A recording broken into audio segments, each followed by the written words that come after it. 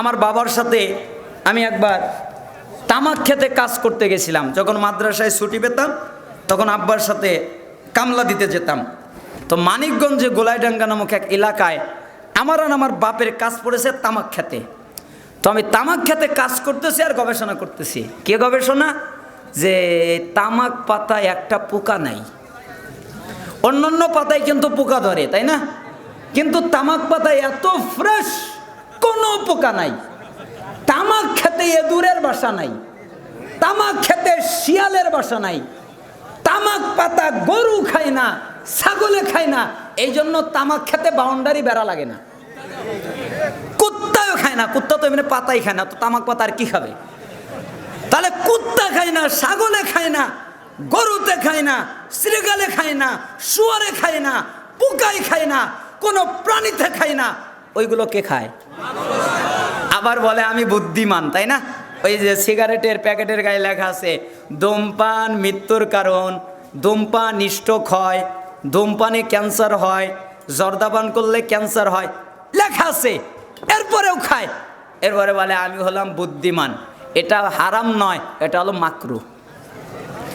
এই জন্যই তো আল্লাহ তাআলা বলেছেন ওদের কান আছে বোঝে না, কান আছে শোনে না, অন্তর আছে বোঝে না, চক্ষু আছে দেখে না, শুনেও শোনে না ওরা, বুঝেও বুঝে না ওরা, দেখেও দেখে না ওরা। ওরা কি? উলাইকা কাল আনআম, এরা চতুষ্পদ জন্তু জানোয়ারের মতো। না না, বালহুম আদল, এর চেয়ে খারাপ।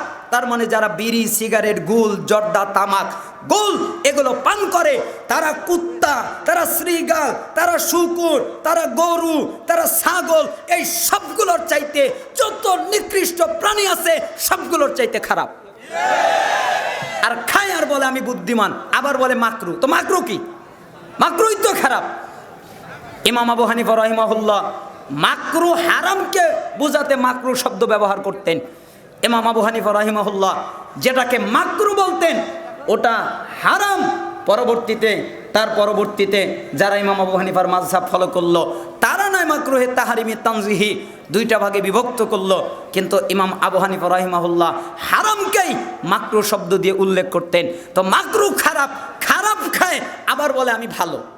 ওয়ালা তাশরাবান্না খামরান ফান্নাহু রাসু কুল্লি ফাহিশা, তোমরা নিষাদার দ্রব্য পান করবা না।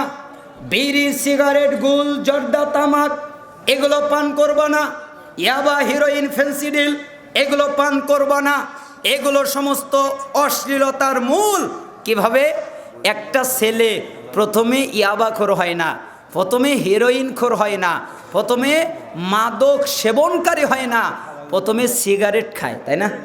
বন্ধুদের পাল্লায় পরে সিগারেট খায়, তারপরে সিগারেটের পাওয়ার বাড়ায়, তারপরে গাঁজা খায়, গাঁজা পরে, তারপরে মদ খায়, ইয়াবা খায়, হিরোইন খায়, ফেন্সিডিল খায়। কেন? এই নিষাদার দ্রব্যের মাধ্যমেই বড় বড় নিশায় চলে যায়। এই জন্য আল্লাহ নবী বলেছেন নিষাদার দ্রব্য পান করব না, এগুলো সমস্ত অশ্লীলতার মূল। গোল, বিড়ি, সিগারেট, তামাক জাতীয় যত দ্রব্য আছে এগুলো সবগুলো মদ, এগুলো হচ্ছে নিষাদার দ্রব্য। বড়গুলো তো জানেই, মদ তো জানেই, ইয়াবা তো জানেই, হিরোইন তো জানেই, ফেন্সিডিল তো জানেই। আর জর্দার ক্ষেত্রে বলে যে এটা হচ্ছে মাকরু। জর্দা কি? মাকরু। আচ্ছা, জর্দা কিসের পাতা? তামাক পাতা না? জর্দা কিসের পাতা? তামাক পাতা। খাওয়া যাবে?